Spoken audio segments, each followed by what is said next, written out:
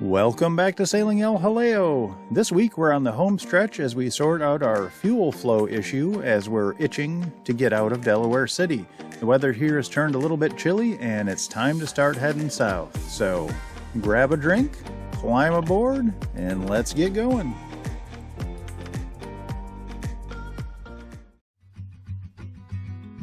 El Jaleo has two fuel filters. The first fuel filter is a large Raycor filter, and that is where the raw fuel goes.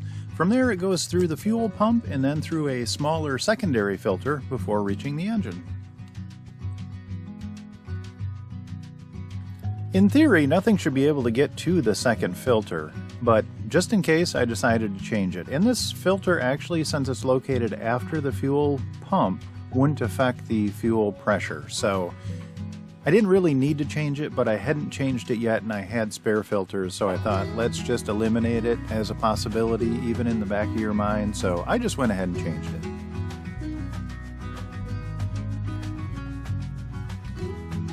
After changing the secondary fuel filter, I went ahead and gave the engine a try. I knew it wouldn't make a difference, but the scientist in me wouldn't allow me just to not try it. So I gave it a try. It did not impact the fuel pressure as I was expecting. So from there I went on and changed the primary fuel filter. After changing the primary fuel filter, I went ahead and gave the engine another try, and it had no impact on the fuel pressure. I didn't think it would, but every time I make a change, I like to test the outcome of that change. It just gives you more data to work with. After ruling out the fuel filters as the source of the blockage, I started looking at the fuel supply lines. Okay, so I don't know if you guys can see this opening back here. All this stuff is real small. But here is the line going into the fuel filter. And one of these two lines, up here is the manifold, which you can select the forward or reverse tanks. One of the lines is a return line that's, and I'm one hand short. This one here is the return line to go back to the fuel tank. So after the fuel comes through, I don't know if they're injectors on a diesel. I don't know if they're called fuel injectors or not, but the fuel supply to the engine, after the fuel comes through there, there's actually a return line, and that's down here. It's kind of hard to point to right there. And that line comes back up to this manifold here. And this manifold is the supply. So right now they're both, you have to have them oriented in the same direction. You want to take from and return to the same tank. So right now I have them turned off, and so I've disconnected the line down here. This is the supply line right there. And so I'm going to turn on the supply to one of the tanks, and you'll see fuel comes through easily. So fuel is readily coming through that line via gravity feed. So I'm fairly confident the issue is not anywhere upstream. The issue is either in this line going into the housing or in the housing itself. That's my guess. So I'm gonna start working on that angle. It took a bit of finagling to get everything loosened so I could remove the Raycor fuel filter housing from the engine bay to inspect it. Everything in the engine bay is packed in there pretty tight and mounted in very tight locations, and that's actually a great thing.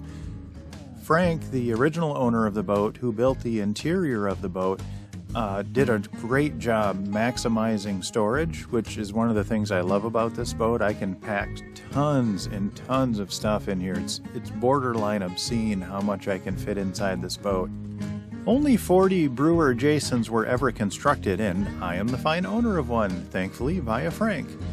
You know, actually this boat is the first boat. I had looked at thousands of boats. This was the first one that ever struck my eye, is just looking at it and being gobsmacked, like, oh my god, that is beautiful.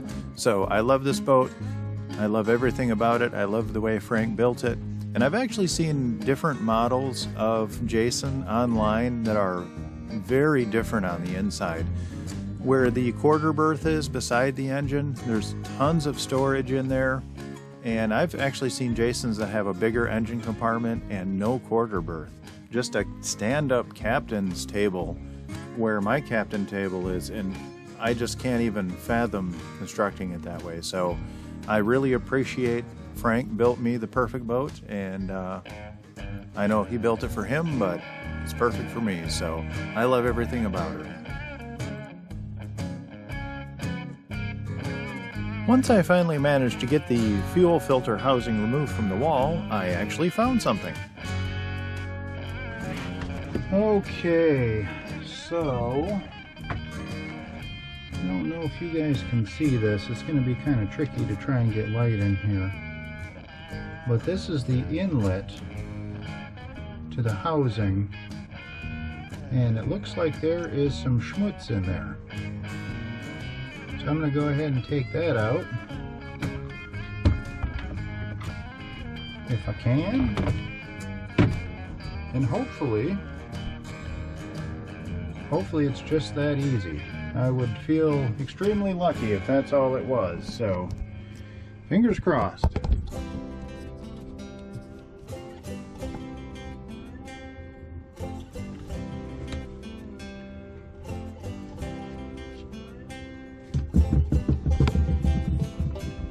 There you can see that was on the inlet, and that inlet's a pretty small hole, so that is a very significant blockage that's in there.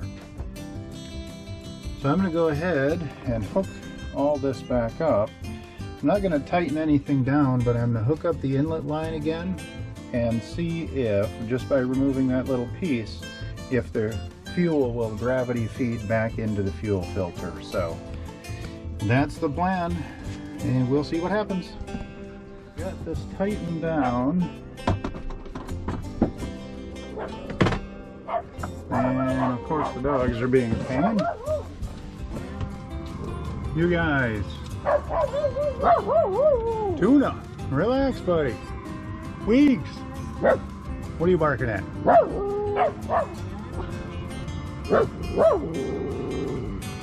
Ginzer, you relax. Okay. Just someone walking by. Okay, so I've got this put back together enough, just the inlet, so that we should be able to see if that blockage was the issue. If I open this up and this bowl gravity feeds, I think we're in good shape. So I'm going to go ahead and give this a turn, and fingers crossed. We start seeing fuel come up through here, then I think we're in business.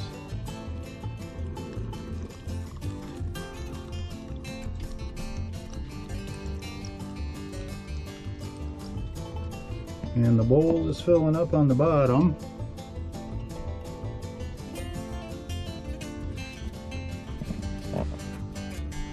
So the bowl has filled up, gravity feed, so I think, yep, here it's coming.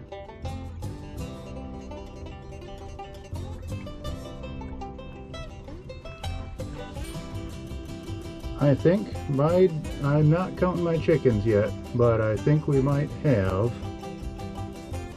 the problem solved. So I'm going to shut this off and get everything hooked back up and tightened down, and then we'll go ahead and give it a try. Fingers crossed. Okay, let's go ahead and give this a try. Neptune is here to help. I need two hands to do this, so hopefully the camera will stay there. Let's give this a shot. Okay.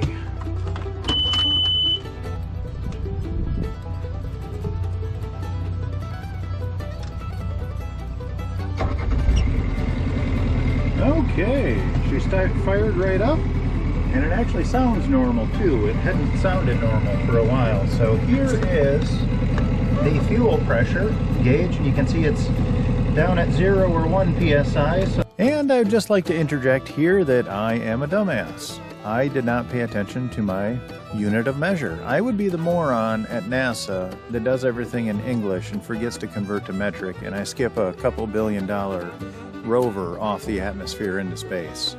So it's not actually PSI, it's inches of mercury. So apologies for that mix-up. That is good. Water temperature's good. Oil pressure's good. Our tach is tied into the alternator, and that is not communicating right now very well with my lithium iron phosphate system. So there's a disconnect between the charge regulator on the alternator and the solar charge controller from the solar panels. So I need to figure that out, but that's not going to prevent us from going. That'll be a project for down the line, but everything is looking good. Let's make sure we have some cooling water coming through.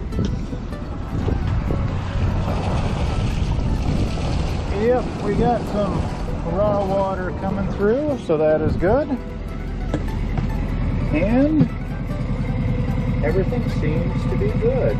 I'm going to go ahead and put her in gear and just test forward gear.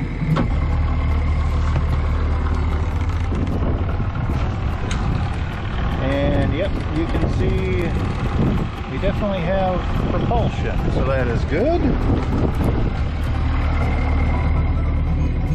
Alright, let's take her out of gear. Pressure still looks good. Everything looks good. Okay, last time when I did this, I gave it a little bit of throttle, and then when I shifted back to neutral, it actually stopped. And that's because it had sucked all of the fuel out of the fuel filter housing, and then there wasn't any fuel left. So let's give that a try. Let's give her a little bit of fuel. Oh yeah, it sounds normal, perfectly normal. So yep, this will work out good. Okay. And let's drop her back down to neutral. Yep. And she stays idling, so I think we have this issue solved. Woohoo! And the weather here has turned. This week it's been pretty cold in the morning when I take the dogs out for a walk, and the leaves are starting to change color, so it's definitely time to get the heck out of here. So I hope y'all are having a great day, and I'll see y'all next week. I would like to give a massive shout out to our Patreon crew. Without your guys' support, these videos wouldn't be possible. And our Patreon crew is Joan and Judy Judnick, Val and Chris Alcorn, Denise and Eli Sackett, Joan and Jim Lindbow, Sherry Erickson, Genesis Ava Lindbow, and Deb Shaw. Thank you guys for your support. It means so much. You guys will never know how much it means to me. I really appreciate it. If you guys are interested in joining our Patreon crew, there is a link in the description down below, and that'll give you access to our Patreon page, where we've got tons of extra bonus videos, photos. You can follow us real time. These videos that you're watching are typically 3 to 5 weeks behind, so you'll get to track us in real time, and you'll get a lot of cool bonus content. If you do like our videos, please like, comment, and subscribe. That helps us out as well. Alrighty, I hope you all are having a great week, and I'll catch you next week.